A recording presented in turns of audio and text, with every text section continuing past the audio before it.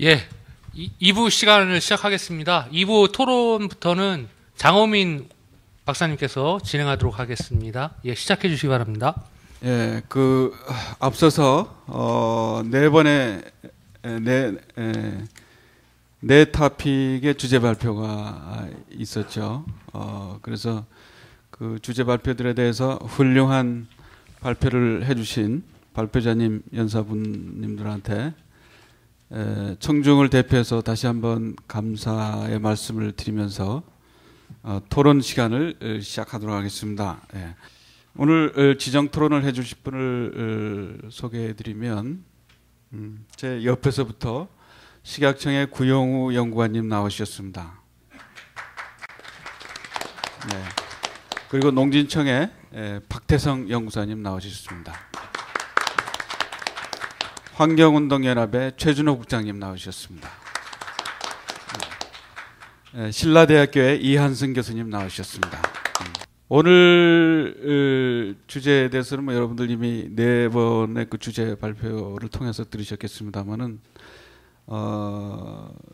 금년도 주제가 안전관리 제도에 관한 내용인데요. 오늘 들으신 내용은 그 우리나라에서 소비되는 LMO, GMO에 대한 전반적인 실상을 그러니까 산지에서의 생산부터 시작해가지고선 이 수입 과정, 그다음에 또 우리나라에 들어오면서의 유통, 소비, 그거를 또 사료와 식용으로 나누어서 들으셨습니다. 또한 소비자들에 대한 소비자들로 있어서도 GMO를 바라보는 인식, 그리고 또 보다 그 나은 그 안전관리를 위한 그 궁극적인 그러한 그 목표를 위한 커뮤니케이션의 어떤 전략성이랄까 그런 면서까지 아주 풍부하고 전문적인 그런 발표들을 들었기 때문에 토론도 상당히 유익하고 해서 오늘 시간이 굉장히 아주 좋은 시간이 되리라고 기대를 해봅니다. 예. 그러면서 지정 토론부터 시작하겠습니다. 그러면 예, 반갑습니다. 식약청의 구용우 연구관입니다. 항상 이게 토론이나 세미나 하다 보면은 오늘 주제가 유통에 대한 안전관리인데 하다 보니까 결국은 또 전반적인 이야기가 나오는 것 같습니다. 그래서 발표하신 분 내용 중에서 몇 가지 언급할 것도 있고 제 뒤에 이제 토론 분들 약간 언급할 것도 있어서 그런 거 위주로 말씀드리겠습니다. 아까 그 발표할 때도 나왔지만 저희가 상업적 재배는 안 하고 있는 거죠. 뭐 실험적 재배는 조금씩 하고 있는데 재배는 하지 않고 있고요. 그래서 이제 수입하는 거 위주로 저희는 관리를 하고 있습니다. 그래서 옥수수 같은 경우는 제가 이제 그 토론문에는 절반 정도 했는데 왜 절반 정도 했는가 하면은 통계가 좀 다 다릅니다. 저희가 잡는 통계하고 바이오 안전성 정보센터 통계하고 달라가지고 제가 딱 부러지게 이걸로 안 썼습니다. 저희 통계에만 한 49% 정도 됩니다. 콩 같은 경우는 70% 정도 해놨는데 71% 정도 됩니다.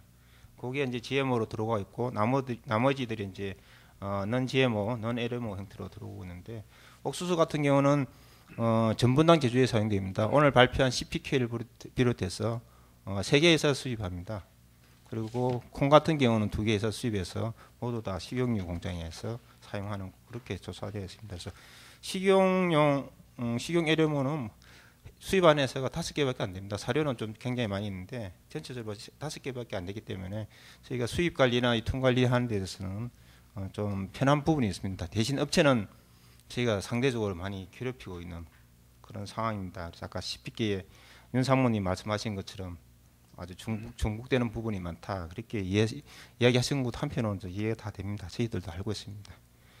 저희가 이제 이런 유통관리 하기 이전에 이제 인체위해성 심사를 다 하고 있습니다. 그리고 환경위해성 심사에서 안전성이 확인된 것만 허용하고 있는데 뒷부분에 이제 최준호 국장님 말씀하신 것 중에 이제 토론문에 있는 것 중에 우리는 허용하는 걸 원칙으로 관리를 하고 있다. 그렇게 되는데 그거는 좀 오해를 일으킬 수 있는 그런 부분인 것 같습니다. 저희는 GMO는 LMO는 허용 안 되는 게 원칙이고 그 중에서 안전성이 확인된 것만 허용한다. 그런 원칙을 갖고 있습니다. 그건 우리나라뿐만 아니라 전 세계에서 규제를 하고 있는 나라는 다 마찬가지입니다. 그렇게 말하는 게 정확하다고 말씀드릴 수 있고, 그다음에 이제 저희가 유해성 심사 이후에 안전 수입 승인 제도를 또 갖고 있기 때문에 어떻게 보면은 뭐 중복이다 그렇게 이야기하시는 분들 꽤 많으십니다.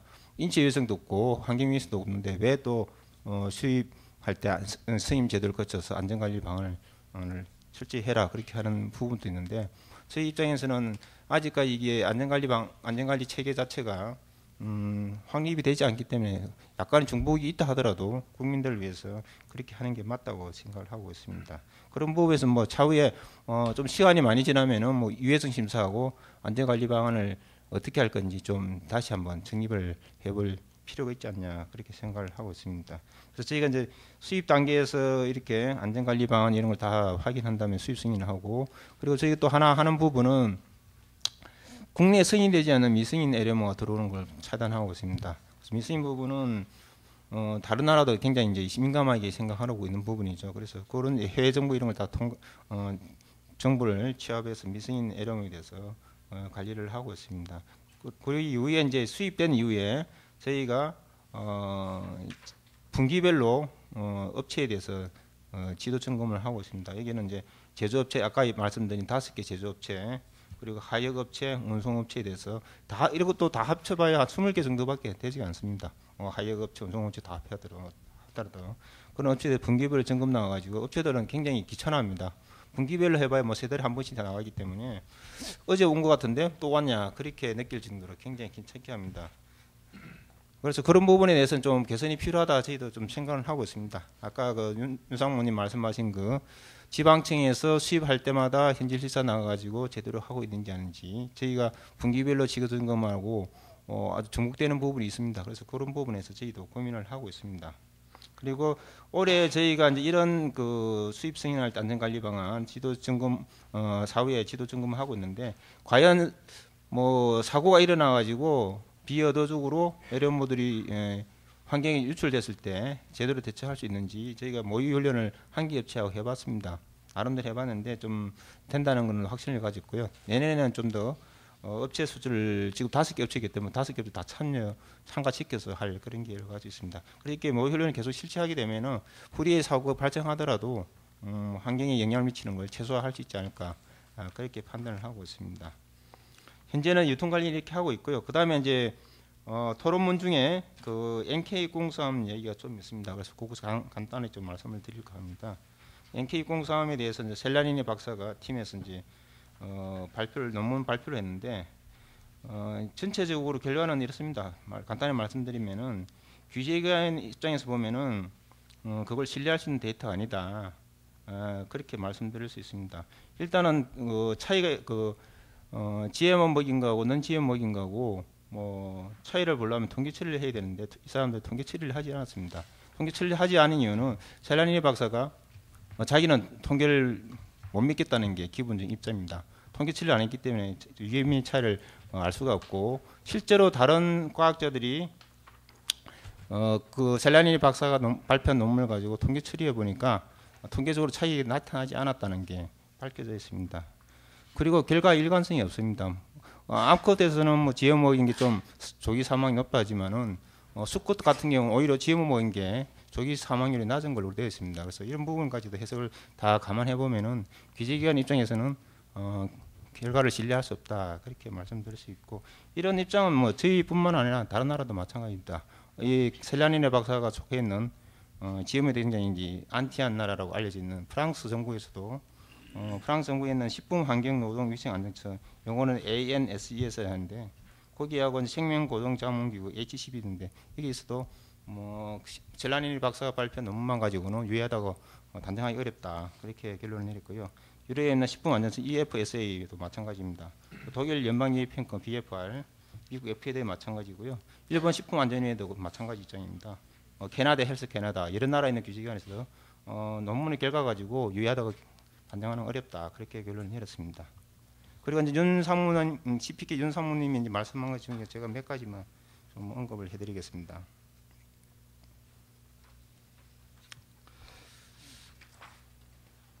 페이지 74페이지에 이제 좀 몇 가지를 건의를 해주시는데요.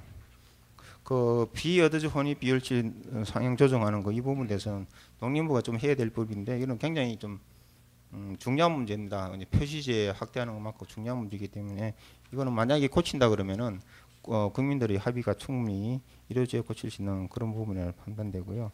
그다음에 용도 전환 부분에 있어서는 제가 보기에는 사료용으로 전환하는 것은 뭐 불가능할 것 같습니다. 사료용 자체도 예로법 관리를 받기 때문에 불가능할 것 같고요.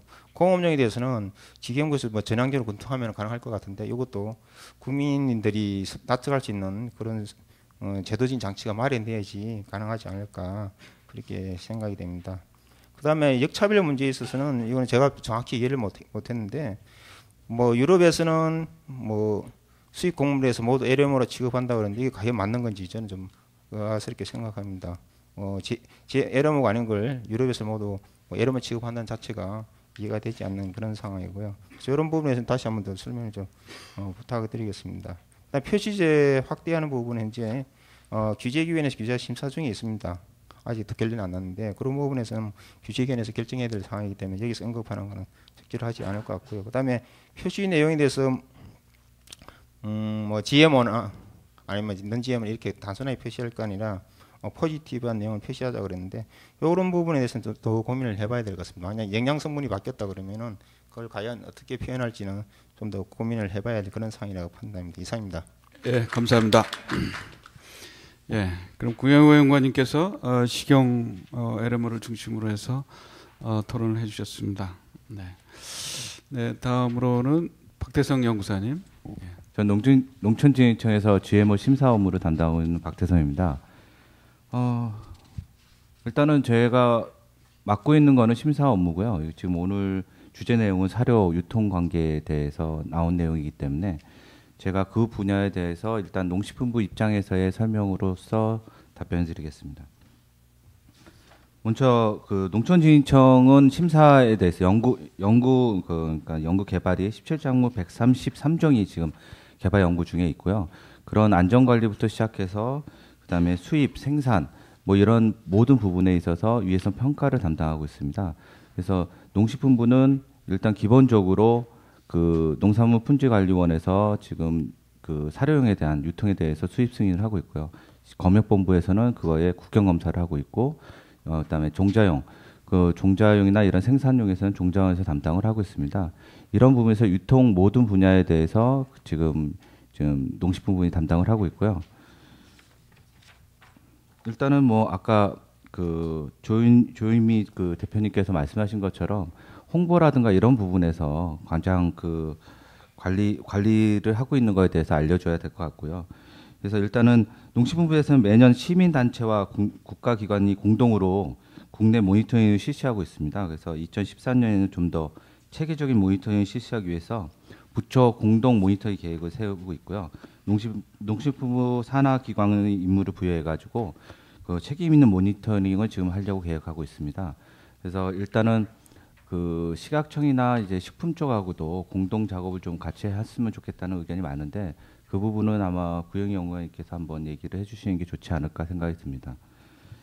그리고 안전관리 부분에 있어서 일단은 우리가 유통에 있어서 100%라는 의미는 없습니다. 그래서 저희들이 승인하는 거는 사료용에서 승인하는 거는 비의도적 방출에 대한 부분에 대해서 승인을 하고 있습니다. 비의도적 방출이한 것은 밀폐로 움직일 때 그 유통 과정에서 환경에 방출할 수 있는 그 환경이 그 천재지변이라든가 의도하지 않게 떨어졌을 때 그 들어온 LMO 자체가 안전하냐 아니냐 이거를 저희들 심사를 하고 있습니다. 그러니까 유통이라는 관계는 100%의 관계가 아닙니다. 그래서 100% 완벽하게 밀폐를 할 수가 없기 때문에 저희들이 심사를 하고 있습니다. 그래서 아까 인체 쪽은 지금 식약청에서 지금 담당을 해서 그거에 대한 안전성 검사를 하고 있고요. 환경 쪽에서는 농촌진흥청에서 그 안정성에서 판단을 하고 있습니다. 그래서 비의도적 방출이 됐을 때 그게 자연 생태계에서 과연 군집을 하거나 아니면 잡초성이 나타나서 그 자연 생태계를 파괴할 수 있느냐 그 부분을 판단하는 겁니다. 그래서 실질적으로 우리나라에 지금 수입되고 있는 것은 환경적으로 떨어졌을 때 실질적으로 그게 군집을 하거나 자연 생태계를 파괴할 수 있는 작물에 대해서는 절대 승인하지 않습니다. 그 부분이 가장 중요한 부분입니다. 그래서 지금 뭐 아까도 그 잠깐 얘기가 나왔지만 이게 우리가 수입을 위해서 평가를 하느냐라는 쪽의 설명은 아닙니다. 그래서 실질적으로 우리 자연 생태계를 파괴하지 않을 수 있는 그런 종자가 국내에 들어올 수 있도록 지금 위에서 심사를 하고 있는 상황입니다. 그래서 아까도 지금 구영희 연구원님께서 잠깐 그 앞에 부분의 74페이지의 의견에 대해서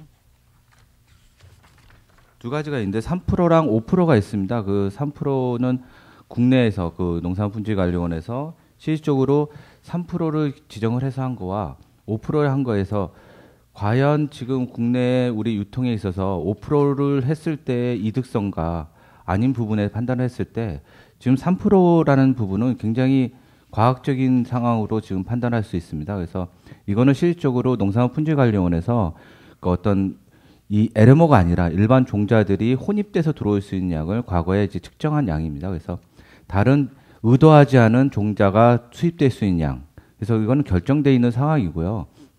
이거를 5% 늘린다고 그래서 과연 그게 그 유통이라든가 이런 부분에서 과연 이득이 있을 것이냐. 그 부분입니다. 그래서 실질적으로 3% 이하로서 충분히 지금 국내에 들어오고 있고요. 그만큼 국민들의 안전관리에 있어서 굉장히 도움이 되는 부분입니다. 그래서 농산물품질관리원에서 굳이 이거를 5% 늘려서 그것이 과연 안전할 거냐. 그거는 좀 더 많은 과학적인 증명이 필요할 상황이고요. 그다음에 그 도입 후에 그 용도 변경이 있어서 미승인 품목에 대해서는 지금 이건 가장 중요한 부분입니다. 미승인 품목을 어떤 의미에서도 지금 국내에 들어와서는 안 되는 내용입니다. 그래서 LM법에서는 0.5%라는 부분이 있습니다. 그 부분에서도 그 승인받지 않은 그게 들어올 때 0.5%인데 그것도 다른 나라에서 개발국에서 승인된 사항이 있어야 됩니다. 거기다가 국내에 그 표준품을 제출해서 우리가 그거를 확인할 수 있는 방법을 제출하지 않은 미승인 품목에 대해서는 수입 자체가 전혀 안 됩니다. 사료용에서. 식품에서도 미승인 품목은 0%고요. 이거는 국민의 안전성에 대한 부분이기 때문에 이 부분에 대해서는 이거는 수용할 수 있는 부분이 아니라고 판단이 됩니다. 일단 여기까지 설명을 드리고요. 다음은 넘기겠습니다. 감사합니다. 예, 사료용 LMO에 대한 그 심사를 주로 담당하시는 박태성 연구사님 말씀을 해주셨고 했는데요. 그럼 먼저 앞선 구영우 연구원님께서 뭐 심사의 중복성이라든가 또 업체 점검 시의 여러 가지 그 제시의 애로사항 앞서서 업계에서 얘기해 주신 그런 부분들에 대해서 앞으로는 좀 개선의 여지가 있지 않겠나 이런 코멘트와 더불어서 74페이지에 그 윤정복 상무님이 발표를 해주신 그 내용에서 표시제 그리고 또 박태성 박사님도 역시 그 페이지의 일부분이죠. 비교도적 혼입치 비율에 관한 문제 또 미승인 품목의 어떤 뭐 용도 변경을 포함한 어떤 처리 문제라든가 이런 거에 대한 코멘트를 해주셨는데요. 여기에 대해서 윤상무님께서 뭐 지금 이제 말씀하신 것 중에서 전체적으로 이제 사실은 이거는 이제 오늘 우리 업계 입장에서 이렇게 이제 난제물을 소싱한다든지 GMO에 대해서 표시 확대를 했을 때에 나타날 수 있는 여러 가지 이제 조금 어려운 점들은 이제 같이 공유한 거고 이거를 반드시 이제 뭐 실현을 당장 조금 해달라고 요청을 하는 내용들은 아닙니다. 근데 이제 그 아까 이제 말씀하신 사전 심사나 사후에 실질적인 보고의 형태에 있어서 중복되는 거는 이제 긍정적으로 한번 검토를 해보셨다고 이제 답변을 하셨기 때문에 그건 이제 그걸로 가름하고 지금 이제 74페이지에 있는 것 중에서 첫 번째 이제 비유도적 혼입지 비율에 대한 부분도 그거는 이제 국민적인 공감대가 필요한 부분, 굉장히 이제 좀 저기 센시티브한 그런 거죠. 그러니까 그런 거에 대해서 저희도 이제 충분히 그건 이제 인식을 좀 하고 있습니다. 그런데 이제 실제 난GMO에 대한 소싱에 있어서 이런 현실적인 어려운 점이 있기 때문에 저희가 이제 한번 의견을 좀 제시를 한 걸로다가는 그냥 받아들이시면 될 것 같고요. 용도 변경에 대한 것도 마찬가지입니다. 사실은 이제 이게 원초적으로 용도 변경이라고 하는 거는 미승인된 품목이 들어왔을 때에 한해서 하는 건데 그건 원래 이제 실리지를 말고 가져오지를 말았어야죠, 사실은.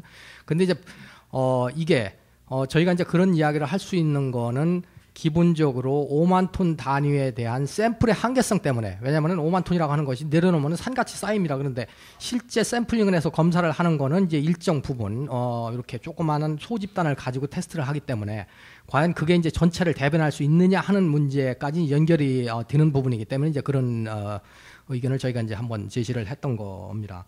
그러니까 그 부분도 식약청에서 지금 가지고 있는 기본적인 그 방향이라 이런 거에 대해서 저희도 같이 공감을 하는 부분입니다.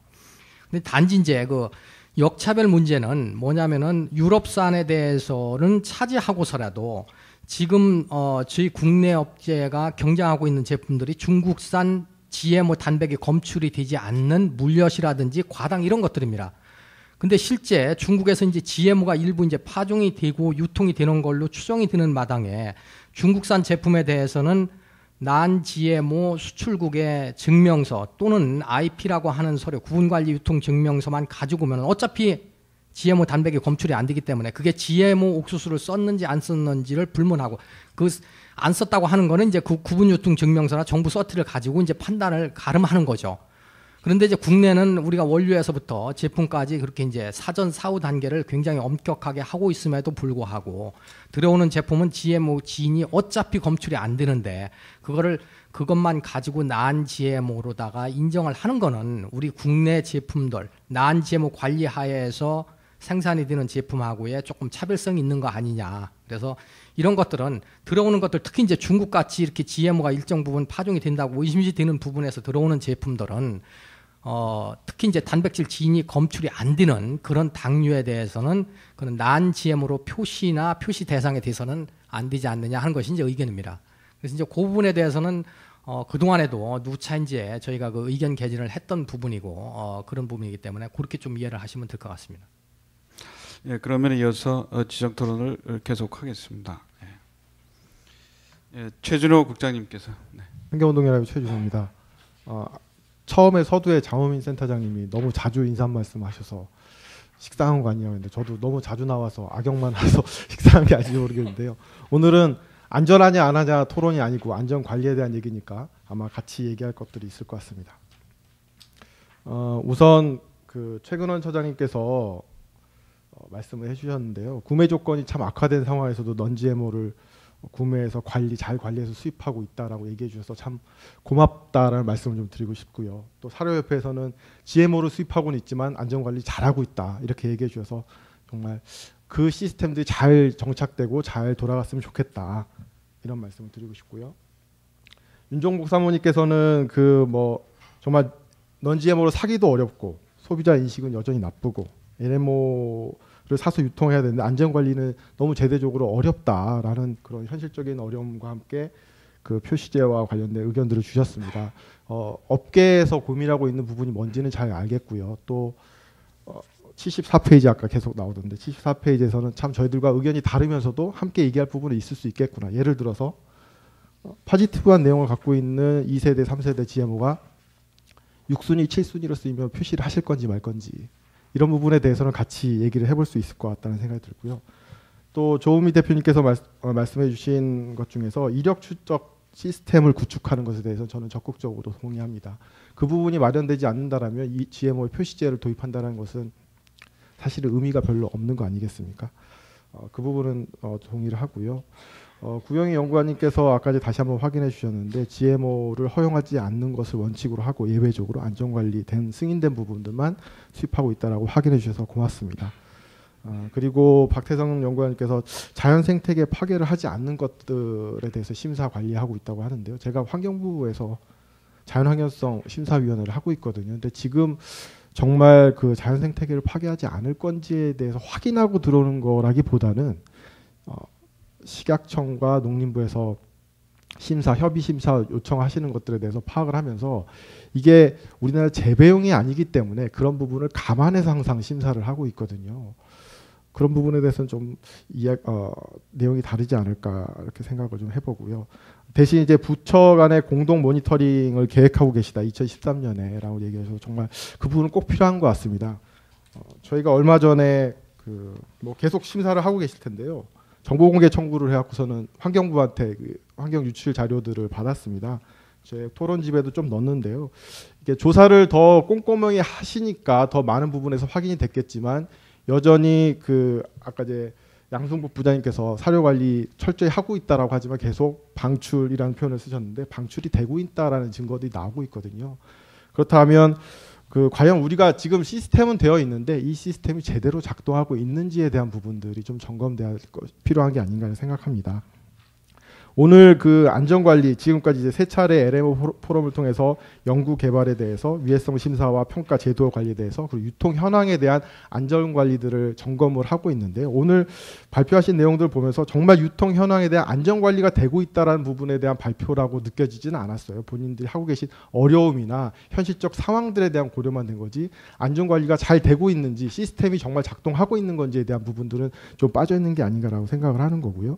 또 한 가지는 모니터링 부분들에 있어서 이거는 뭐 그 농림부나 아니면 식약청에서 조금 더 말씀을 해주시면 어떨까 생각하는데 모니터링을 앞으로 어떻게 더 강화할 것인지 이런 부분들 하나랑 아직 우리나라에서 재배를 하고 있지는 않지만 재배를 해야 될 시점이 다가온다면 어떤 제조들을 미리 마련해놔야 되는 건지 그리고 오늘은 주로 곡물을 얘기했는데 얼마 전에 충남대학교인가요? 그 형질전환 소 있었잖아요. 그런 것처럼 생물에 대한 안전관리 오늘은 LMO지 않습니까? GMO로 곡물만이 아니라 LMO이기 때문에 그런 생물들에 대한 부분들도 있을 것 같고 그런 부분들을 어떻게 관리하는 게 좋을지에 대한 의견들이 같이 좀 논의가 됐으면 좋겠습니다. 그 예로 제가 식약청에 보니까 9월 달에 GMO 미생물에 대한 그 안전관리를 뭐 제외시키는 그런 내용들이 있더라고요. 아까 제 초기 장호민 센터장님께서 LMO법이 개정되면서 미생물에 대한 안전관리도 좀 더 강화했다고 했는데 실제로 식약청에서는 이게 안전관리를 안 해도 되는 거 아니라 하면서 이렇게 빼신 부분인 것 같아서 과연 이게 실제로 큰 법과 또 각 부처 간의 법들이 밸런스가 맞지 않는 거 아닌가 이런 생각들 됩니다. 마무리를 좀 하면요. 그 환경단체들이 최근에 저런 거 하고 있어요. 아무래도 대선이다 보니까 그 지금 대선 국면에서 어떤 후보가 좋냐 안 좋냐 뭐 이런 것보다도 과연 우리나라의 바람직한 정책이 어떤 것이 있을까라는 그런 내용들을 같이 얘기하면서 초록 투표합시다 뭐 이런 얘기를 하고 있거든요. 초록 정책들을 제안해 보자고 얘기를 하고 있는데 여러 가지 제안들 중에서 GMO를 좀 강화하자, 안전관리 강화하자 이게 한 6번째 정도 되더라고요. 그래서 아직도 그 많은 부분들이 아까 조윤미 대표님께서 그 GMO에 대한 안전 관심이 좀 떨어졌다라고 하셨는데 뭐 떨어지긴 한 것 같아요. 떨어지긴 했는데 여전히 관심 분야의 하나이기 때문에 이 부분을 좀 관리를 강화해야 될 필요가 있는 게 아닌가. 그리고 안전관리란 부분들을 다시 한번 그 시스템이 제대로 돌아가는지 예를 들어 성면 같은 경우 있지 않습니까? 성면에 보면 우리나라 법 제도 만들어 있고 뭐 신고하게 되어 있고 안전관리 위해서 어떤 보호 장비를 착용해야 되는지 이런 거 다 있거든요. 근데 실제로 가보시면 아시겠지만 거기에서 그 성면 해체 작업 하시는 분들이 옷도 안 입고 하시고요. 그다음에 이렇게 노란색으로 포장해서 다 이렇게 한꺼번에 다 나누게 되는데 그렇게 못 하시고 계세요. 과연 GMO에서는 그렇지 않으란 법이 있는 건지 그런 것들이 제대로 꼼꼼히 확인되고 있는 건지 확인될 좀 필요가 있을 것 같다고 생각합니다. 이상입니다. 여러 가지 짧은 시간 내에 여러 가지 이 내용 세부 내용들이 포함된 종류가 많이 포함된 그런 토론을 해주셨습니다. 우선 마지막 그 이승환 교수님 토론으로 넘어가기 전에 좀 최준호 국장님께서 코멘트 해주신 내용에 대해서 좀 코멘트가 이루어지고 지나가는 게 좋을 것 같아서 잠시 멈추겠습니다. 어떻습니까? 어느 분께서 먼저 최준호 국장님 예. 그 항상 이 자리에 나오면 좀 그런 것 같아요. 그 최 국장님 공격하시면 저는 방어하고 뭐 항상 좀 그런 것 같아요. 그런데 최 국장님하고 이제 조 대표님 말씀하신 것 중에 이제 이력 표시제, 이력 추적제 꼭 필요하다니 사실 꼭 필요합니다. 꼭 필요한데 이게 현실적으로 어려움이 뭔가 하면은 이게 이제 GMO 사용하는 업체만 해서 되는 게 아니고 식품업체 전체가 다 동참을 해야 되거든요. 그런 부분에서 좀 힘듭니다. 이걸 하려고 그러면 또 비용도 굉장히 많이 듭니다. 그래서 그런 부분에서 어렵고 이게 만약 된다 그러면은 뭐 GMO뿐만 아니라 유해 식품에 대해서 해소하는 게 획기적으로 가능하겠는데 그런 부분에서 현실적으로 굉장히 어렵습니다. 궁극적으로 나가야 될 방향이지만은 이걸 지금 현재 상태에서는 어렵다는 말씀을 좀 드리도록 하고요. 그다음에 이제 그 부추감 모니터링 저희도 계속 모니터링해왔고 농수산식품도 모니터링하는데 이게 뭐 필요하다 그러면 저희도 검토할 생각은 있습니다. 그리고 이제 아직 지금은 재배를 하고 있지 않은데 뭐 재배할 때 대비책이 필요하지 않냐. 만약 재배하게 되면은 지금보다 안전관리 수준은 굉장히 높아지게 될 것 같아요. 재배하기 전에 이제 위해서 심사를 신청하게 될 텐데 하게 되면은 위해 심사뿐만 아니라 그때부터 과연 이걸 우리나라에서 어떻게 관리할 건지는 깊은 고민과 제도가 지금 없습니다. 사실은 아시는 것처럼 애널법이 다 수입 위주로 되어 있어요. 그래서 국내에서 생산되는 거는 굉장히 구멍이 많습니다. 그래서 법 체계 정비부터 해가지고 전반적인 검토가 다 필요할 것 같고요. 그래서 그거는 이제 뭐 언젠가는 재배가 될 가능성이 있겠죠. 뭐 NGO에서는 반대하겠지만 또 뭐 농업 생산하는 쪽에서는 뭐 가능성이 있다고 봅니다. 그래서 그거에 대비해가지고 제 생각은 그렇습니다. 애련법 자체를 수입뿐만 아니라 재배, 사실은 수입보다는 재배가 영향이 훨씬 크기 때문에 재배하는 데 포커스를 맞춰가지고 관리할 수 있는 시스템을 좀 갖춰야 되지 않냐 그런 생각을 합니다.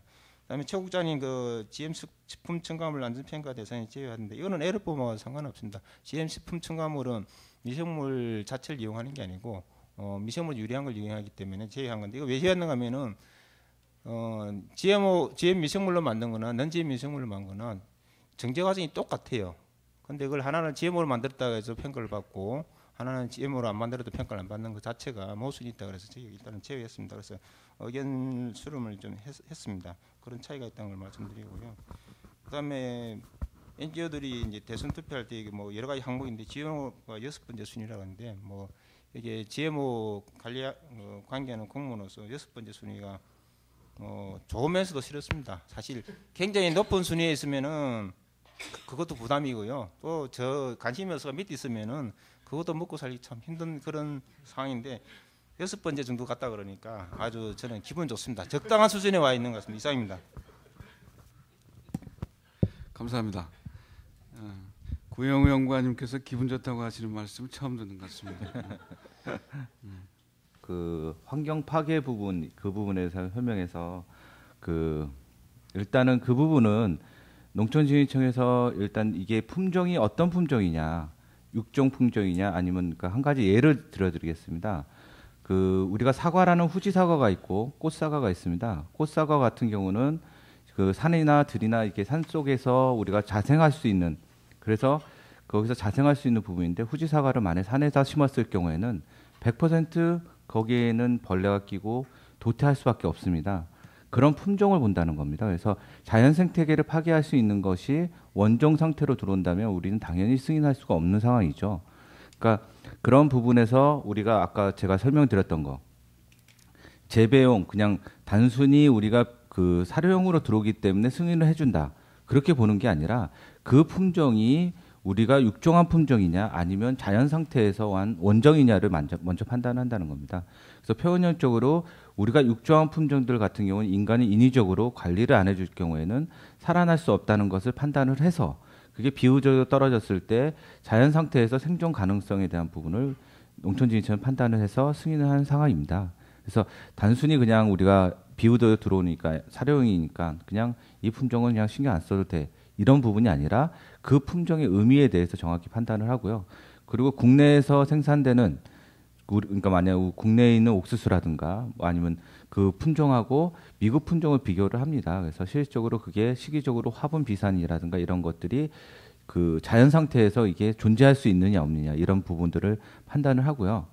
그리고 아까도 모니터링 부분에 대해서 또 이제 질문을 해주셨는데 그 모니터링 같은 경우도 실질적으로 우리가 법이 발효되기 2000도부터 거의 LMO가 들어오고 있었습니다. 그런데 실질적으로 지금 자연 상태에서 그 LMO가 군집을 하거나 그런 게 아닌 상태고요. 실질적으로 환경부 아까 모니터링 결과를 갖고 오셨는데 그 환경부 모니터링 결과를 보면 도로변에 하나 정도, 하나나 둘 군집을 하고 있거나 매년 거기서 그 새로운 GM들이 나오는 게 아니라 유통 과정에서 이제 비우적으로 반출했는데 실질적으로 자연 상태고 그걸 생물체이기 때문에 100%라는 게 없습니다. 그래서 그 100%가 아니기 때문에 거기서 옥수수가 자라날 수 있고 그거에 대해서 우리가 모니터링한 결과 제거할 수 있고 그리고 우리가 안전 관리를 할 수 있는 부분입니다. 그래서 제가 토론문 내용에도 그렇게 쓰긴 썼지만 100%라는 건 항상 존재하지 않습니다. 그래서 모니터링이 필요한 거고요. 그래서 농식품부에서는 2012년도에 이제 뭐 NGO 단체라든가 환가원이라든가 풍간원, 농진청, 종자원, 치검 이런 부처들이 공동으로 했던 것을 좀 더 분기를 좀 많이 늘려서 그거를 좀 관리할 수 있는 부분하고 각 그 검사본부 같은 경우는 항만에 있어서의 안전관리도 철저히 하고요.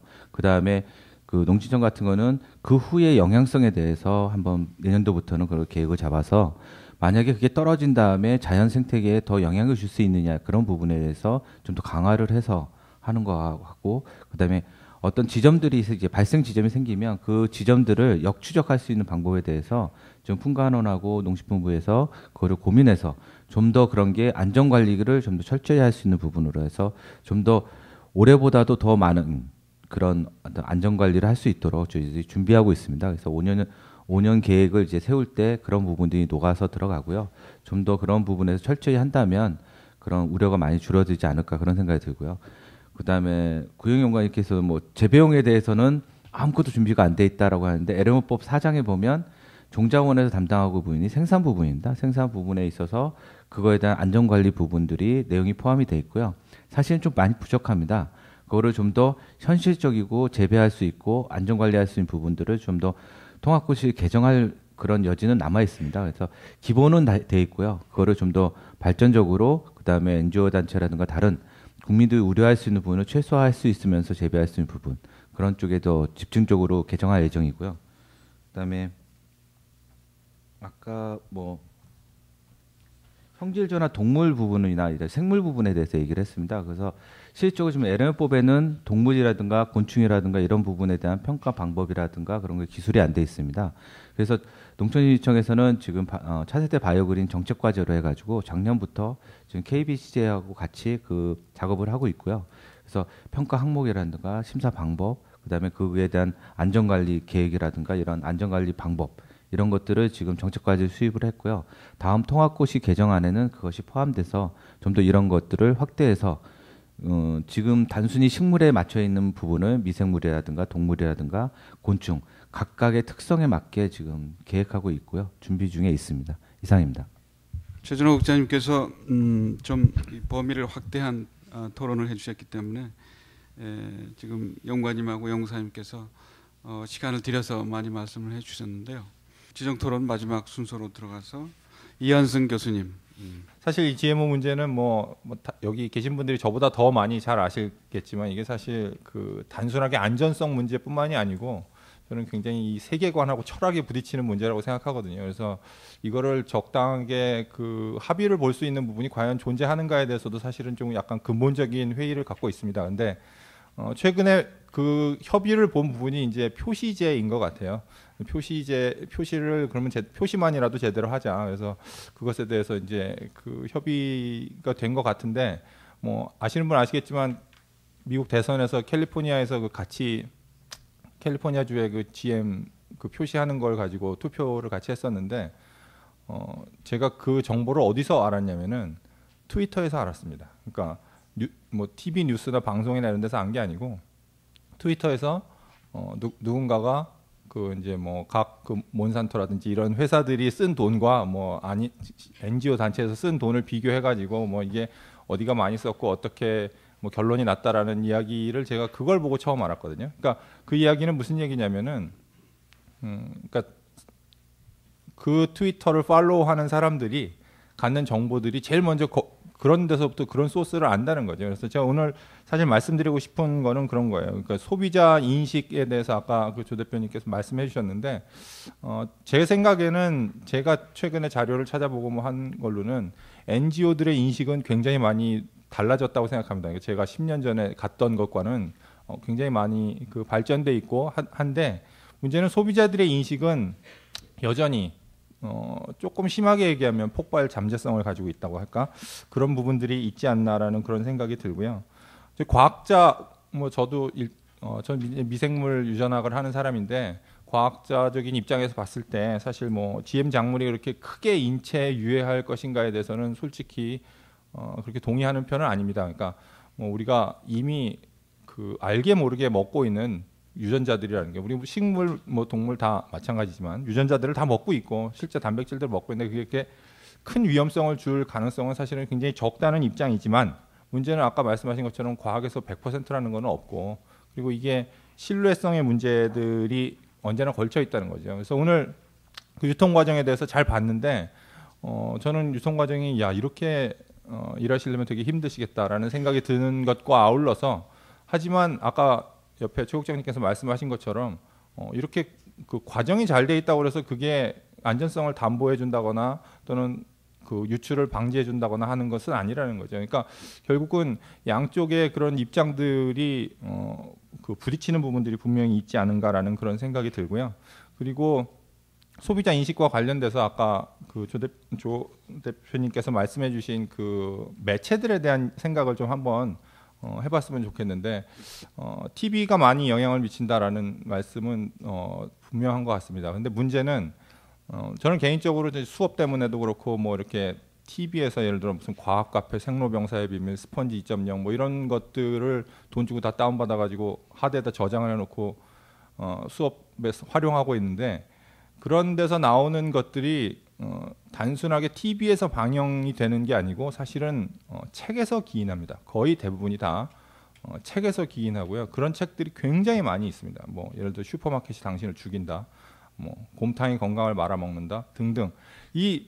그런 책, 그 건강 관련된 책들이 굉장히 많은데 이게 사실은 그렇게까지 크게 소비되지 않는데 인터넷에 보시면은 굉장히 소규모 섹터들에서 굉장히 그게 활발하게 정보가 교류되다가 아까 잠재적인 폭발 가능성이라는 게 이게 어떤 방송이나 또는 프로그램을 통해서 한번 터지기 시작하면 특히 이번에 무슨 뭐 NK603 같은 이런 사건들이 나오기 시작하면 이 숨어있던 정보들이 갑자기 이런 것도 있어 저런 것도 있어 확 퍼져나온다는 거죠. 그래서 저는 바이오 안전성협회 홈페이지나 이런 데 보면은 좋은 정보들이 많이 있는데 물론 반대하시는 분 쪽에서는 그게 좋은 정보인지는 잘 모르겠습니다만은 그런 정보들 제가 최근에 어떤 자료를 찾다가 정말로 이런가 뭐 이렇게 농약 제초제 내성을 썼는데 농약을 더 많이 사용한다라는 그런 정보들을 찾다가 거기 안전성협회에서 그것에 대해서 반론을 봤는데 나름 타당해 보였습니다. 제가 뭐 그걸 다 이렇게 밸리데이션 할 수 있는 사람은 아니지만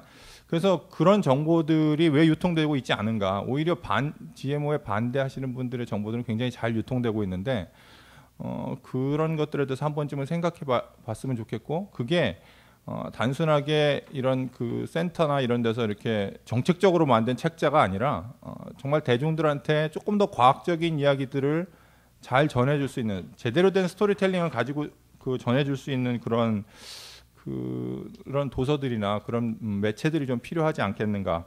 아울러서 또 한 가지는 예를 들어서 뭐 NK603이나 이런 그 거의 GM 산물에 대한 뉴스가 1년에 한두 번씩 아주 그 안전성에 대한 뉴스가 나올 때 보통 그 제가 아는 기자분들도 다 그렇고 그 어려움을 표하는 게 기자분들이 꼭 반론을 넣기를 원하거든요. 말미에 한두 줄이라도 이게 나쁘다고 나왔으면 거기에 대한 반론을 원하는데 실제로 그것을 반론을 할 수 있는 창구가 제가 보기에는 제대로 마련되어 있지 않은 것 같습니다. 그래서 오히려 뭐 이런 그 바이오 안전성 센터나 이런 데서 좀 그런 부분들에 대해서 오히려 그 언론 홍보나 이런 것들에 대해서 좀 신경을 쓰실 필요들이 있지 않은가. 결국은 이게 소비자들의 어떤 인식하고 연결이 되고 그것들이 제가 생각하기에는 사실 그렇습니다. 그 일예로 그 미원이나 밀가루 같은 게 사실은 이제 식품에서 굉장히 그 지탄을 받았던 물질인데 최근에 거의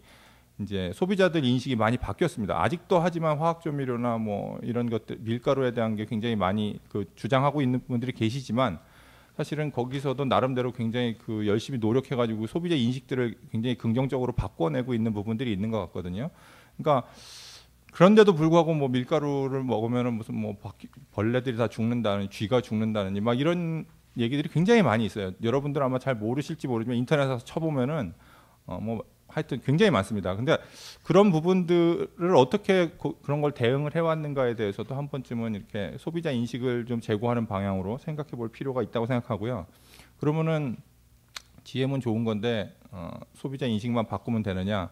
사실은 그 문제는 아닌 것 같습니다. 제가 느끼기에 최근에, 그러니까 제가 제가 알고 있는 농촌 운동을 하시는 분들이나 아니면 그런 분들의 경향을 봤을 때는 안전성의 문제를 이제 넘어가고 있어서 좀 전에 말씀하신 것처럼 환경이라든지 아니면 무슨 뭐 종자 특허권, 뭐 이 농업의 무슨 자본 종속 이런 문제로 이제 안전성의 범위를 좀 넘어가고 있는 것 같아요. 그리고 그 부분에 있어서는 GM 작물은 안전하다라고 생각하는 사람들도 그 부분에 있어서는 이거는 정말로 이런 특허권이나 뭐 하여튼 여러 가지 경제적인 문제를 우리가 뭐 제가 전문가가 아니기 때문에 잘 모르지만 그런 부분들에 대해서는 오히려 GM이 정말 사용하는 부분에 좀 문제가 있는 것이 아닌가라고 생각할 수 있는 부분이 있거든요. 그래서 그런 부분들에 대해서 그러니까 제가 여기다가는 2라운드라고 써놨는데 그런 2라운드들에 대한 그런 담론들도 좀 필요하지 않을까 그런 생각을 해봤습니다. 감사합니다. 이한승 교수님은 뭐 이 교수님도 말씀을 해주셨습니다만은 10년 만에 나오셨다고요. 10년 만에 나오셔서 그런지 저희들은 사실은 몰랐었는데요. 어느 날 신문을 보다가 저희들이 매주 각종 신문이나 매체에 나온 에르모 관련된 기사는 모니터링해서 자체적으로 이제 토론도 해보고 그러는데요. 거기에 이한승 교수님 기사가 쓰신 글이 있다고 그래서 다들 나눠보고 신선하다. 이 과학자분께서 이런 글을 쓰시는 거 참 오랜만에 봤다 해서 이번 토론에 특별히 한번 모십시다. 이래서 지금 모시게 됐는데요. 역시 과학자이시면서도 이 GMO에 대해서 여러 가지로 생각을 하시고 해서 토론 감사합니다. 이한승 교수님께서는 어디까지나 그래도 과학자적인 입장에서 LMO를 논해 주셨고요. 또 2차 2단계에 대한 GMO에 관련 2단계의 고민 이런 것까지도 생각해 볼 여지가 있지 않느냐 이런 말씀까지 해주시고 그런데 한 가지 제가 개인적으로 이 교수님 말씀해 주신 가운데 이 센터가 이 정보를 뭐 정책적으로 만들거나 또 어느 한쪽에 이렇게 어떤 전략적인 목적을 가지고 정보 정책 활동을 하는 거 아니냐 이런 생각을 하시는 것 같은데 그런 건 아니고요. GMO, LMO 관련된 모든 정보를 다 알리는 것을 기본 임무로 하고 있습니다. 예, 그걸 다시 한번 말씀드리고요. 예. 하여튼 여러 가지 말씀을 종합적으로 해주셨는데 혹시 이한승 교수님 토론해 주신 토론 내용과 관련해서 뭐 코멘트나 부가적인 얘기를 해주실 분 혹시 토론자 분들이나 발표자 분들께서 혹시 안 계신지요? 예, 전반적인 내용을 토론해 주셨기 때문에 없으신 걸로 하고 그러면 이제 플로어에다가 오픈을 해서 전체적인 토론 시간으로 들어가 보도록 하겠습니다. 네 분의 발표와 그리고 또 네 분의 지정 토론을 들으셨는데요. 아마 중간에 여러 가지 말씀해 주시고 싶은 그런 내용들이 있으셨을 텐데. 농산물분지관리원에서 GMO하고 LMO 담당하고 있는 김선재입니다. 저 121페이지 보시면은 우리 환경부 조사 결과 보고서가 있는데 사실 저도 이제 우리 LMO 관리업무를 사료용 LMO 관리업무를 한 2년 정도 하다 보니까 우리 LMO 유출 상태도 갖고 시민들이 농민들이 불안해하고 충분하다. 저희들도 요 4개 작물에 대해서 의심지역이라고 통보해가 왔던 경우에는 유채하고 콩 같은 경우는 사실 사료용 같은 경우에는 아예 수입이 안 되고 지금 식용도 가공용밖에 수입이 안 되고 있거든요. 그래서 저희들 유채하고 콩 부분에 대해서 우리 환경부에 대해서도 그냥 한번 문의를 해갖고 사실 유채하고 콩 부분에 대해서 저희들이 의심지역이라 해갖고 유채 같은 경우에는 포항하고 경주 그리고 경남 이런 등지를 좌표를 찍혀왔길래 저희들 그쪽 부분 해갖고 유채 부분은 다 조사를 해봤는데 전부 음성이 나오더라고요. 그래가 그제 환경부에 대해서 우리 몇 년 동안 콩하고 유채가 이렇게 의심지역으로 나와 있는데 소비자들이 이걸 봤을 때는 상당히 유채콩이 지금 GMO 유출되지 않았느냐 상당히 불안해하는 면도 있거든요.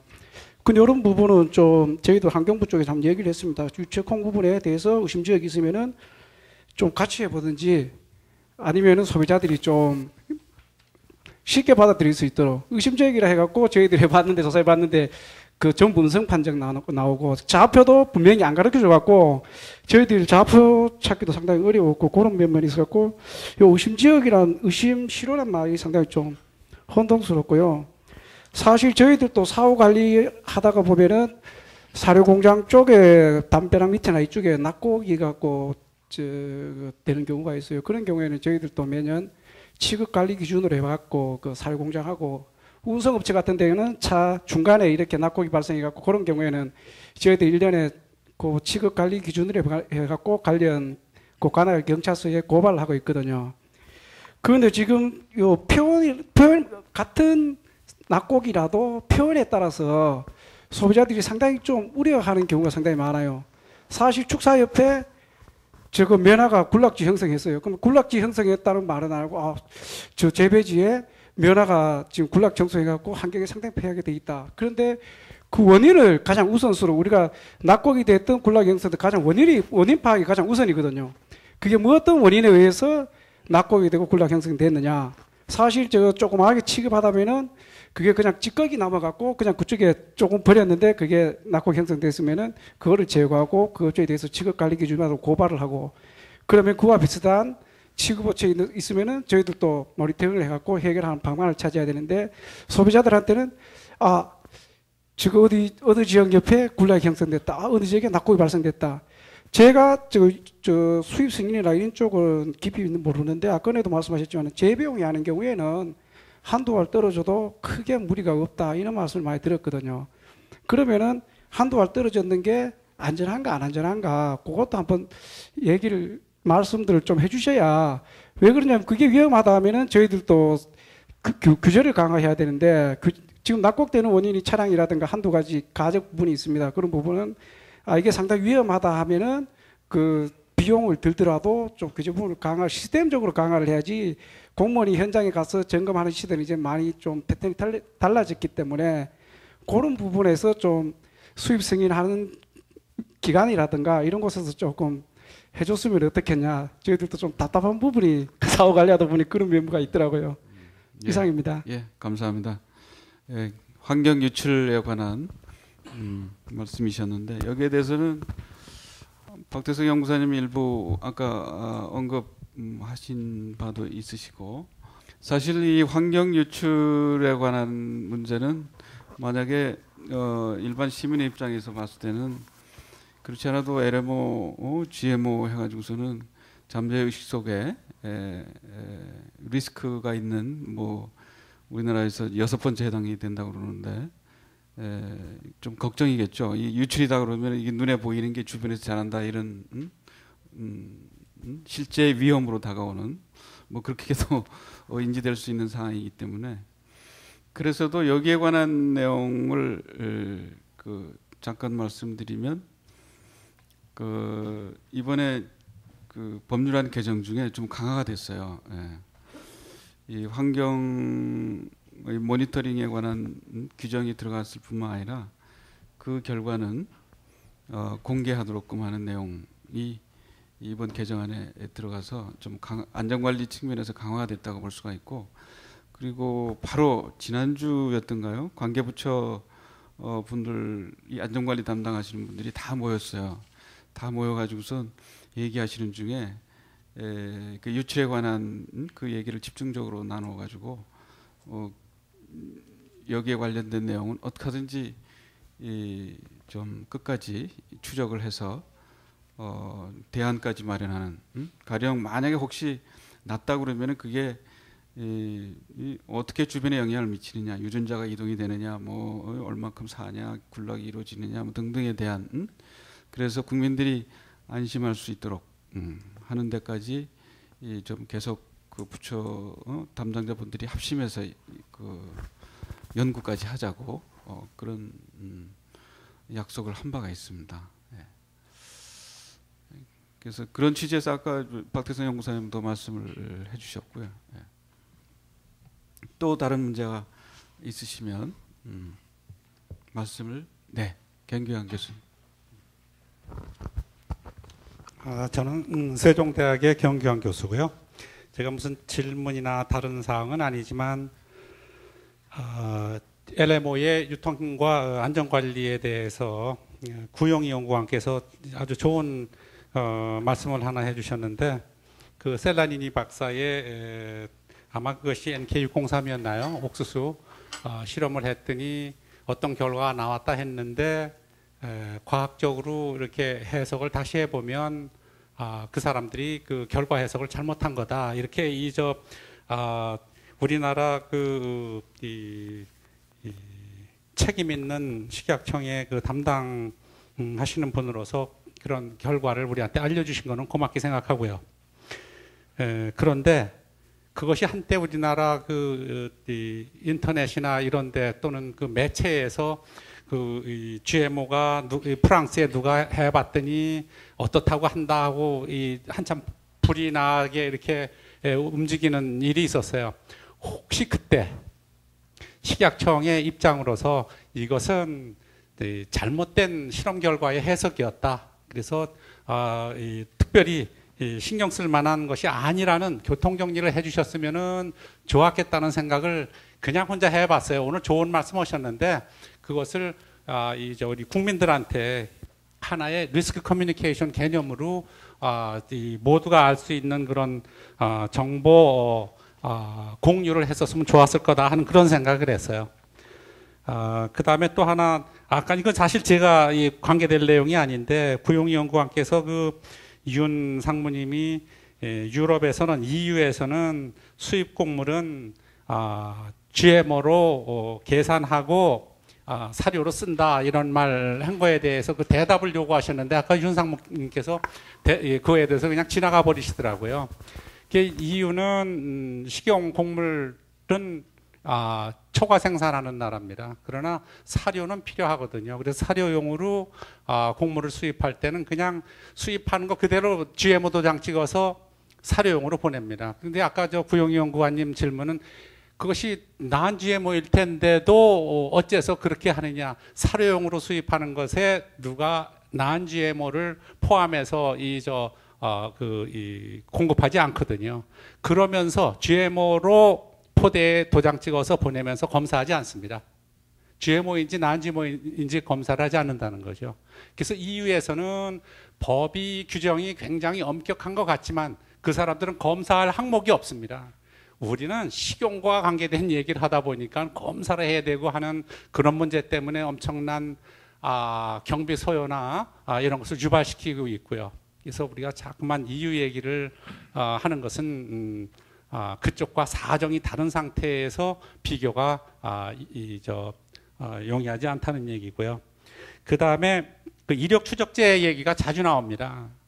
근데 제가 얼마 전에 그 푸드 테크놀로지의 그 카나다 그 식품위생 전문가가 쓴 말인데 지금 카나다에서 식품 안전을 위해서 특히 식중독 예방을 위해서 이력 추적제를 도입하자고 하는데 내가 그것을 여러분한테 제대로 전달하는 건지 모르지만 바퀴가 반질반질하게 달아버린 타이어를 장치한 그런 자동차에다가 선루프 다는 꼴이다. 이렇게 표현을 했어요. 즉, 이력 추적제라는 것은 어떤 일이 터진 뒤에 사후 처리하는 건데 일이 터지지 않는 예방 차원에다가 제한된 예산을 많이 투입해야지 일 터진 뒤에 어디서 터졌나 그거 하는데 예산 많이 투입하는 것은 카나다와 같이 예산이 충분치 않은 나라에서는 적절한 방법이 아니다. 이런 얘기를 했더라고요. 그래서 그것이 우리나라에는 어떻게 해당되는지 제가 말씀드릴 수 없지만 카나다 예를 들면 그런 얘기를 했더라 하는 것을 하나 추가로 말씀드립니다. 예, 이상입니다, 여러분. 예, 감사합니다. 지금 이제 교수님 말씀 중에 이제 이력 추적 제의가 나와서 이제 간단한 입장을 좀 얘기를 드리고 싶은데요. 사실 이력 추적이라고 하는 것이 굉장히 고비용의 사회적으로 이렇게 완결된 그 순환 시스템을 데이터화하고 뭐 이런 거에서 굉장히 그 장기적으로 많은 노력이 필요한 부분들은 분명하다고 생각이 되는데요. 궁극적으로 우리가 특히 이제 이렇게 수입 식품들이 굉장히 수입식품에 의존하고 있는 우리의 현재 상황에서 우리가 10년, 20년, 50년 후를 내다봤을 때 우리의 식품안전관리 체계에 있어서 가장 핵심적으로 가야 되는 궁극적인 방향성이라고 하는 데 있어서 이력 추적이라고 하는 것은 꼭 필요한 부분이라고 생각이 되는 겁니다. 그런데 궁극적으로 우리가 50년 후에 지금보다 약 30% 정도 수준의 높은 수준의 이력 추적 정도를 우리 사회에 도입한다 하면 지금 시점에서 우리가 시도하는 다양한 규제나 표시의 방식들이 그것을 향해 가야 된다는 말씀을 드리는 거거든요. 근데 우리는 지금 현재 여러 규제나 표시들은 제각각 움직이고 궁극적으로 우리 사회가 전체 식품이라고 하는 건 시스템이니까 순환과 관리와 안전의 전체적인 시스템이고 사회가 그 안전의 정도에 대한 사회적 합의를 하는 게 안전이잖아요. 그래서 그렇게 갔을 때 이게 단절적인 제도를 가지고 이렇게 그 디베이트 하는 게 크게 도움이 안 된다는 거죠. 그래서 궁극적인 어떤 방향성이라고 하는 측면에서 우리가 이력 추적이라고 하는 걸 얘기하고 이게 뭐 우리가 단지 몇 년 안에 가자 이렇게 하는 건 아니라는 거죠. 그래서 그런 방향성을 가지고 규제를 도입하고 표시를 도입하고 표시에 있어서 기본적으로 필요한 시스템을 구축해가는 과정들이 쌓여야 50년 후에 아마 지금보다 30% 정도 달성된 이력 추적의 시스템을 국가적으로 가질 수 있지 않을까 이런 정도라고 저는 보여집니다. 그래서 그 관점에 대해서 이제 그렇게 좀 정리를 해드리고 싶고요. 그래서 기존에 아까도 제가 이제 뭐 표시제에 대한 말씀을 좀 드렸는데 지금 원산지 표시하는 식당에 우리가 식당에 가서 쇠고기 같은 거 원산지 표시하도록 의무화되어 있는 여러 개인가요? 그 품에 대해서 개별 식당에 진짜 손바닥만한 식당을 운영하고 있는 주인들이 영수증에다가 원산지 표시되어 있는 별도 영수증을 전부 다 6개월치를 서류로 보관하라고 요구를 하고 있어요. 그걸 맨날 소비자 모니터들이 돌아다니면서 체크를 하고 다녀요. 그런데 정작 대규모로 국내로 들어오는 것에 수입 물량의 그것도 식품의 원료들이 자기 꼬리표를 달지 않고 올 수 있냐 하는 거거든요. 그래서 이거는 비단 GMO뿐만이 아니라 우리가 앞으로 먹어야 되는 다양한 식품에 있어서 가장 궁극적인 예방이면서 동시에 사후의 문제들에 대한 대처 방식으로서 우리가 궁극적으로 가야 되는 부분이다 하는 것이죠. 근데 이 이력 추적이라고 하는 시스템 자체가 처음에 도입될 때 뭐 여러 가지 IT 기술과 복합되면서 단기간에 뭐가 되고 이게 유통이라든가 마케팅에서 활용될 수 있는 어떤 기술로서 굉장히 이렇게 근시안적으로 이 시스템을 우리가 바라보고 빠르게 어떤 정책적인 효과를 얻으려고 하는 이런 것들 때문에 오히려 더 진전이 안 되고 아까 함관님 말씀하신 것처럼 지금 당장에 그게 어떻게 되겠냐 뭐 이런 정도의 생각이 자꾸 머물러 있는 게 아닌가 이런 생각이 이제 많이 드는 것이죠. 그래서 이런 아주 그 장기적이고 궁극적인 그 사회 식품안전 시스템 전반에 있어서의 궁극적 목적에 부합하는 각각의 표시와 현재 상태에서의 규제라고 하는 방식들이 가야 되고 그 큰 흐름에 있어서 우리가 이력 추적이라고 하는 것은 굉장히 가치가 높은 장기적인 투자가 사회적으로 이루어져야 되는 것이다 하는 말씀을 드리고 싶습니다. 조 대표님께서 다시 한번 조 대표님이 생각하시는 이력 추적 관련된 그 지향점을 다시 한번 정리를 해주셨습니다. 지금 당장 못하더라도 그러한 방식으로 움직이는 게 좋겠다. 그런 말씀이셨던 것 같고요. 경경 교수님 말씀하신 중에 가령 그 주요한 이슈가 나오거나 문제시 됐을 때 그거에 관련된 공식적으로 뭐 좀 정리된 정보나 발표가 새롭게 이루어져서 국민들이 좀 더 안심할 수 있는 방향으로 갔으면 좋겠다. 라는 그 코멘트를 해주셨는데요. 구영용관님 여기에 대해서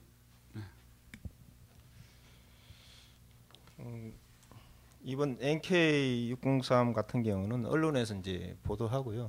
KBS에서 이제 제일 처음에 이제 보도하고 조금 이따 KBS에서 거기에 과학적 근거가 부족하다 이미 나와졌습니다. 그래서 뭐 저희가 보도하는 게 크게 의미가 없다 그렇게 저희는 좀 봤습니다. 그런 부분에서는 어떻게 보면은 뭐 미스라고 볼 수도 있고 어떻게 보면은 원래 그렇게 전략적으로 생각했다고 생각할 수 있는데 그런 보는 관점에서 좀 다를 수 있다고 판단됩니다.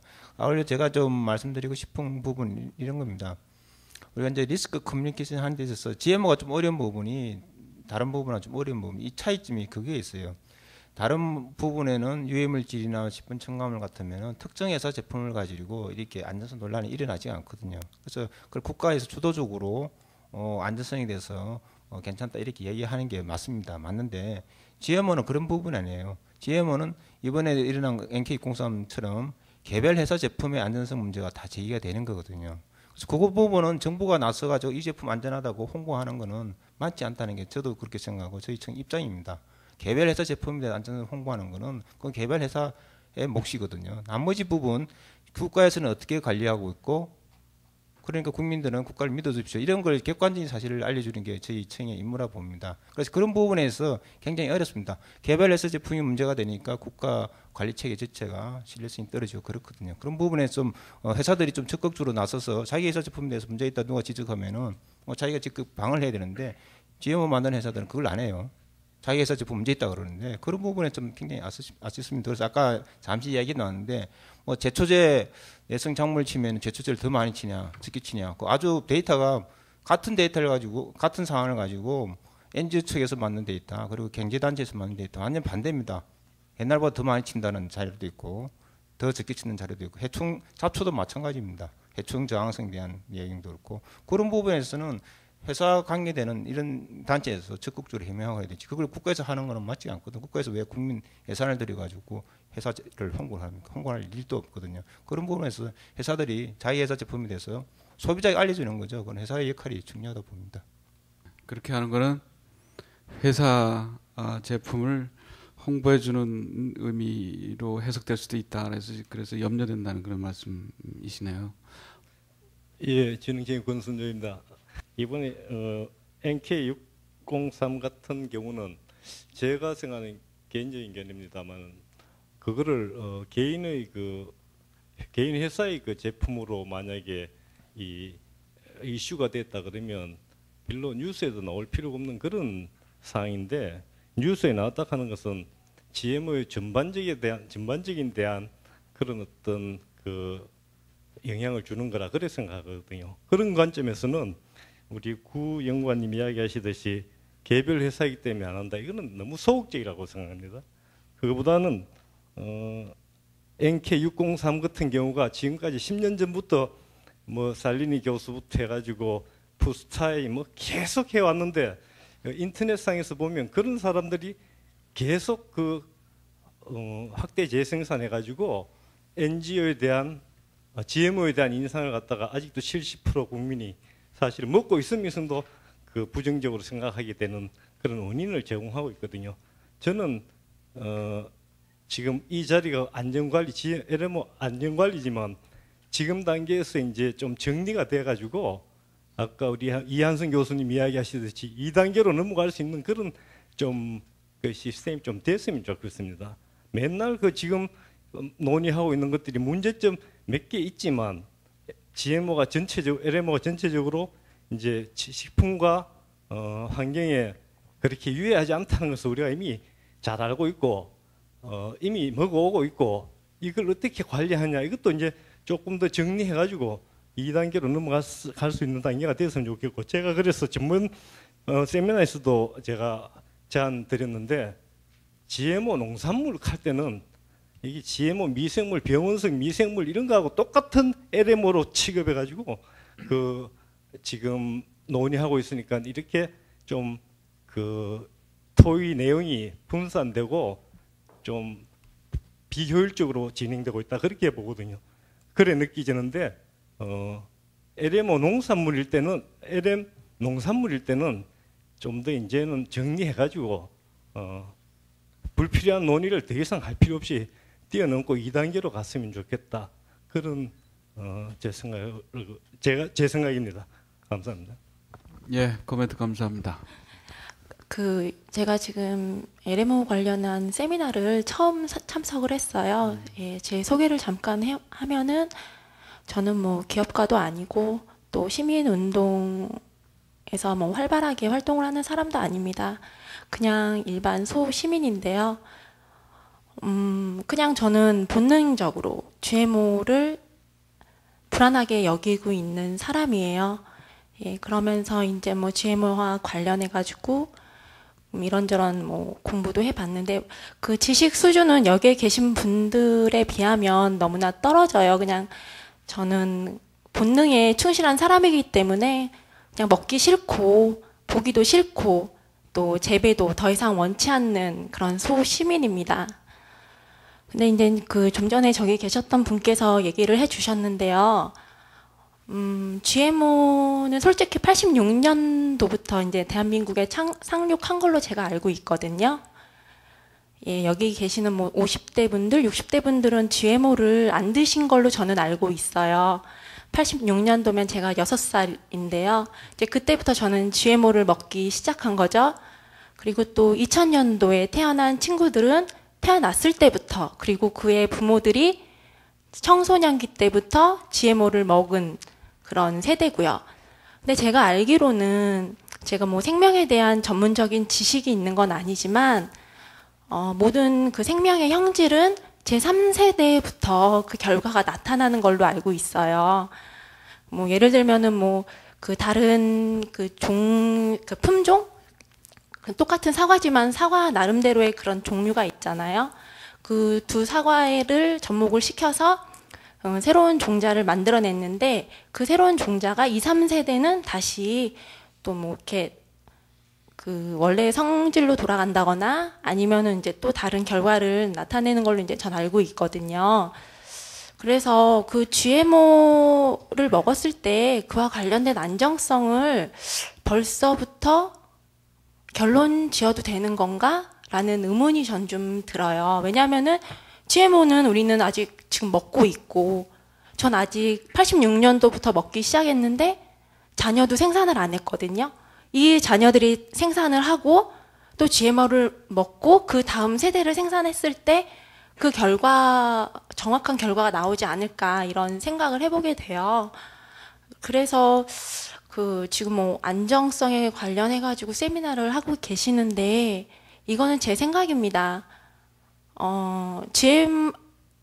GMO는 그냥 먹지 않는 게 가장 안전한 게 아닌가라는 그런 생각이 들더라고요. 그래서 되도록이면 GMO 생산을 하지 않고 또 가공식품도 좀 막는 것이 가장 안전하고 비용도 절감되지 않을까라는 생각을 해보는데 아무래도 그렇게 된다면 그와 관련된 많은 분들의 영역이 좁아지고 또 뭐 더 심각하게 얘기한다면 밥줄을 끊어버리는 거겠죠.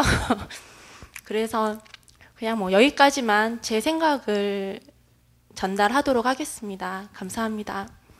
예, 감사합니다. 처음 이런 세미나에 참석을 하셨다고 그러셨는데요. 처음 참석 하셨음에도 불구하고 생각을 분명하게 말씀을 해주셔서 감사합니다. 근데 말씀해 주신 내용은 조금 전에 권순정 박사님께서 이제는 2단계로 넘어가자라고 하셨는데 사실은 말씀해 주신 내용은 이 GMO, LMO에 관련된 기본적인 그 근본적인 질문을 던져주신 건데요. 다시 혹시 지금 그 말씀해주신 지금 처음으로 문제를 제기해 주셨다고 하는 저분에 대해서 뭐 말씀해주실 예, 권수정 박사님. 네. 예, 감사합니다. 그 처음 오셔가지고 자기 생각을 이야기해 주시는데 아마 그렇게 불안해하시는 분들이 우리 국민 중에 굉장히 많으신 것 같아요, 그죠? 그래서 저희들이 그런 데 대한 의심을 해소시키기 위해서 저희들 교육 프로그램이 있습니다. 언제 한번 좀 이따 제가 명함을 드릴 테니까 와서 한번 이야기 들으시면 좋겠습니다. 감사합니다.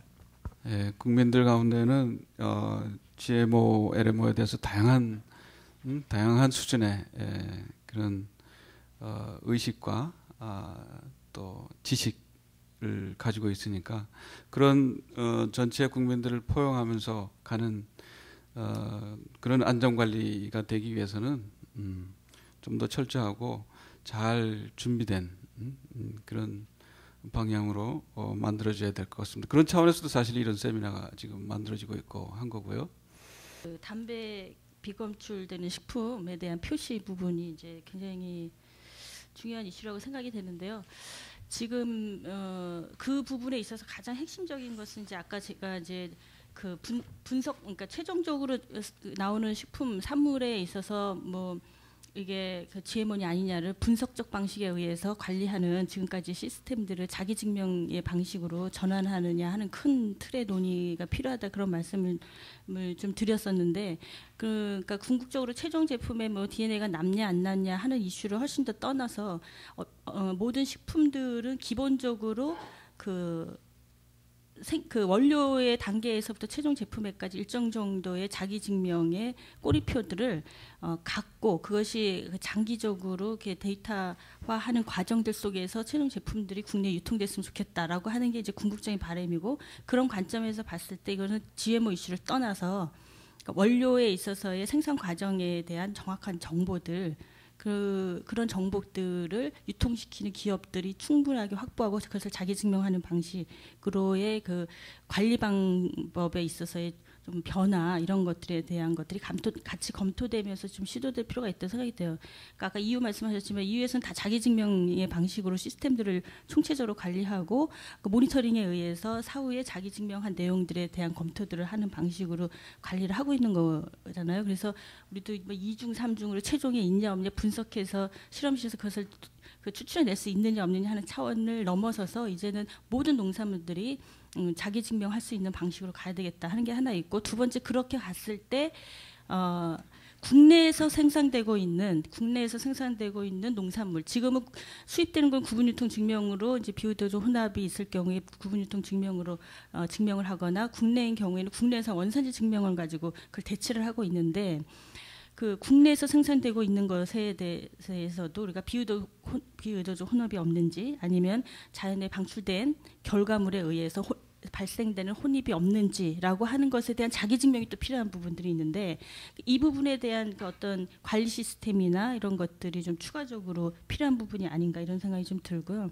그다음 세 번째는 지금 자연 방출되는 것 중에 그 의심스럽게 얘기되고 있는 부분들은 이제 실험실에서 이루어지고 있는 GMO 연구 단계에서의 뭐 이런 얘기들을 간간히 많이 듣습니다. 뭐 대학에서 어떤 연구를 하면서 수확한 쌀 몇 가마니를 나눠 드셨다, 뭐 이런 얘기도 사석에서 하시고 그러는데, 실험 단계에 대한 통제를 국가적으로 어떻게 하고 있는지 하는 것에 대해서 기회가 있으시면 좀 추가적으로 설명해 주시면 좋을 것 같아요. 그래서 실험의 초기 기획에서부터 최종 산물과 결과물에 대한 국가 전체 차원에서의 공유나 보고 의무, 관리, 이런 것들에 대한 좀 체계도 필요하지 않을까, 이런 생각이 들고요.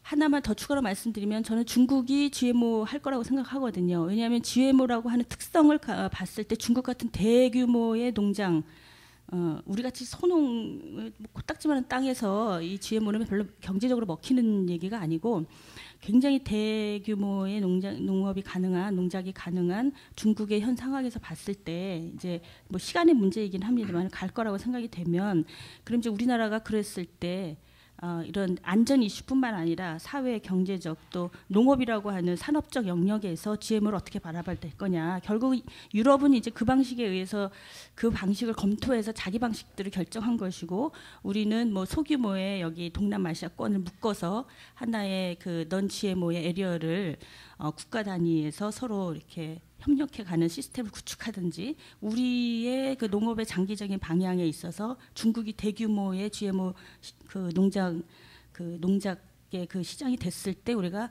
어떤 전략적인 선택을 하는 게 여러 가지 측면에서 좋은 거냐라고 하는 것들도 굉장히 우리가 규제의 방식들을 결정하는 데서 중요한 과제가 아닐까, 이런 생각을 좀 마지막에 말씀드리고 싶습니다. 자기증명 관리죠. 그러니까 저희 그 예를 들어서 식품용 제품에 대해서 자기관리 증명 제도라고 하는 거에 대해서는 저도 사실은 굉장히 이제 동감하는 부분이 있는데, 지금은 그 자기관리 증명 제도라고 하는 것이 이력관리 제도나 지금 그 LMO에 대한 관리 규범, 식약청에서 만들어 놓은 관리 규범화에서 사실은 피동적으로 이제 관리가 되고 있는 것들이죠. 그런데 그러한 제도들이 벗어나서 우리 제조자 책임 하에서 모든 것을 표시하고 하는 거에 대해서는 상당히 저희도 이제 긍정적으로 좀 생각을 합니다. 근데 그런 것들이 지금 제도 여러 가지 있는 관리 틀을 어느 정도 그 범위에서는 조금 벗어난 상태에서 자기관리 제도로다가니 움직여야지. 그건 그거대로 있고 우리는 우리대로다가니 자기관리 책임하에서 한다고 하는 거는 이제 그거는 조금 원래 자기관리 증명 제도라고 하는 취지에서는 조금 벗어나는 게 아닌가 싶습니다. 그 이제 그 부분만 제가 조 대표님이 말씀하신 것 중에서 저희 의견을 좀 말씀드리고 싶네요. 조 대표님 말씀은 자기 증명 방식이라는 게 저는 이제 정확하게 이해를 잘 못했습니다. 처음에는 제가 이해한 거는 자기가 수입하는 원료, 재배하는 원료에서 자기가 이 원료가 어떻다는 거 입증한 걸 자기가 서류로서 갖고 있고 다른 사람들한테 오디트를 안 받는 방식이다. 그렇게 이해를 했었는데 또 한편 말씀하시면서 원료 농산물에 대한 자기 증명서 이야기하시면서 여러 가지 정보를 담아야 된다. 그렇게 얘기하시는 거 보면은 아이덴티티를 이야기하시는 것 같기도 하고 막 두 개 짬뽕대가 정확히 이해를 못했습니다. 제가 이해한 방식으로만 좀 설명드리면은 우리나라 이게 자기 증명 방식이 굉장히 힘듭니다. 왜 힘든가 하면은 국민들이 안 믿어요, 업체를. 그래서 모든 걸 국가에서 다 관리를 해라고 그럽니다. 그래서 사실은 굉장히 이상적이고 좋은 제도죠. 자기 제품에 대해서 자기가 증명서 다 갖고 국가에서는 필요한 경우 가끔 가다가 오디트를 나가든지 검사를 나가든지 확인하고 그러면 되는데 국내에 수입하는 회사들 국민들 아무도 안 믿습니다. 이런 방식으로 누가 믿겠냐, 누가 믿을 수 있냐 그렇게 얘기를 하거든요. 그래서 저희가 이제 유럽 같은 데 가가지고 니네는 어떤 방식으로 관리하나 물어보고 그걸 왜 검사를 하냐, 자기 증명서를 어떻게 믿냐 그렇게 하면 유럽 사람들 참 이해를 못해요. 왜 그걸 따지냐고. 우리 국민들은 따져야 돼요.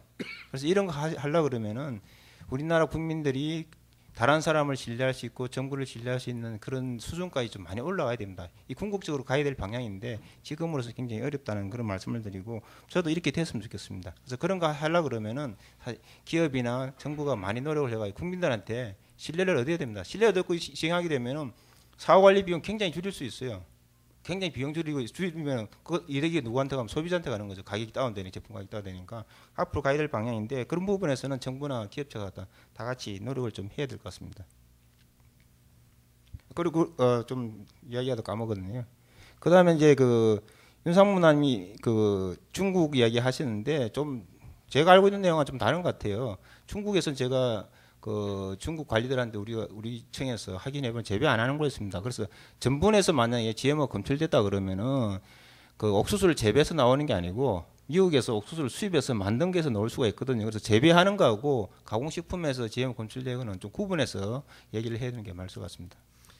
그거는 제가 조금 여기에 조금 다소 이제 센시티브한 내용이기 때문에 자료를 사실은 안 넣는데 중국에서 수입하는 LMO 옥수수는 사료용으로만 쓰는 걸로다가니 공식적으로 그렇게 사실은 승인이 되어 있습니다. 그런데 저희가 지금 샘플링을 해서 한 거는 상해 그리고 저쪽 북쪽 이런 지역에서 쓰고 있는 그쪽의 전부를 가지고 이제 검사를 한 거고 그 GMO에 대한 퍼센테이지는 극소합니다만은 일정 부분에서 이제 검출이 됐다고 하는 거를 제가 이제 말씀드린 겁니다. 그러니까 그거는 그 내부에 이제 그거를 제가 이제 단순한 그 사항을 말씀을 드리려고 하는 게 아니고 그런 걸로 연유해 볼 때에 파종이 됐던 아니면은 사료용 LM으로다가 수입이 됐더라도 그게 이쪽으로다가 유통이 됐든 간에 어떤 형태로든 일정 부분에 대해서는 가공 유통이 되는 것이 아닌가라고 하는 차원에서 이제 제가 말씀을 좀 드린 겁니다.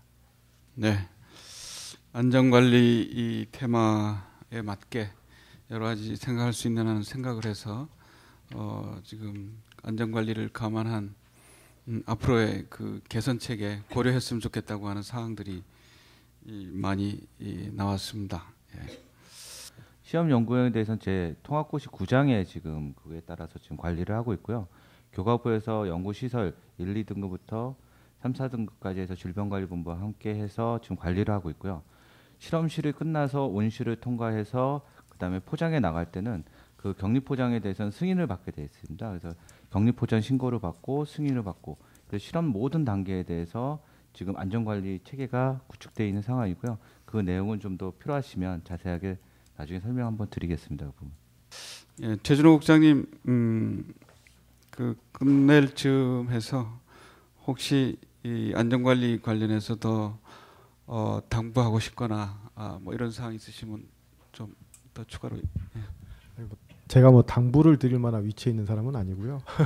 그 안전관리 GMO에 대해서 저는 GMO에 대해서 부정적이고 반대 입장을 갖고 있지만 GMO가 대한민국에 존재하고 있는 거 아니겠습니까? 그것에 대해 안전관리를 잘해보자라는 것을 같이 이야기해 볼 수 있을 거라 생각하고 안전관리를 어떻게 하면 잘할 수 있을지에 대해서 조금 더 많은 이야기할 수 있는 자리가 있었으면 좋겠습니다. 네.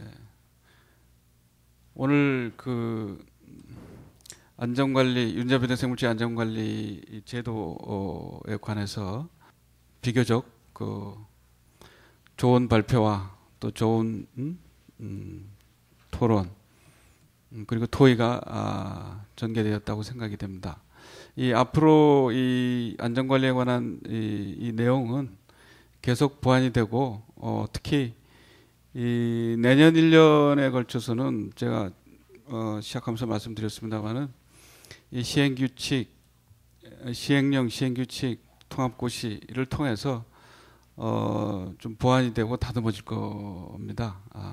그래서 또 최 국장님 뭐 당부를 하셨습니다만은 이 안전관리를 위한 좀 디테일한 차원에서의 보완적인 그런 얘기를 위한 토의나 그런 걸 위해서 앞으로 몇 번에 걸쳐서 있을 걸로 물론 이 담당하시는 분들끼리 모이시게 되면 오픈되지는 않겠습니다만은 그런 속에서도 상당히 밀도 있게 준비를 하실 거라고 생각이 들고요. 그리고 또 그런 것들이 모아지면 또 오픈해서 또 얘기가 이루어질 거고요. 그렇게 되도록 관계자 여러분들께도 그렇게 부탁을 드리겠습니다. 그리고 오늘 토의된 내용은 종합 정리해서 모든 분들께 다시 한번 리마인드 시켜드리고 또 더 나은 스텝을 위해서 또 노력을 해가는 그런 계기로 그렇게 삼도록 그렇게 하도록 하겠습니다. 예. 오늘 장시간 동안 발표와 토론 또 참석해 주셔서 토의해 주신 모든 분들께 감사드립니다. 감사합니다.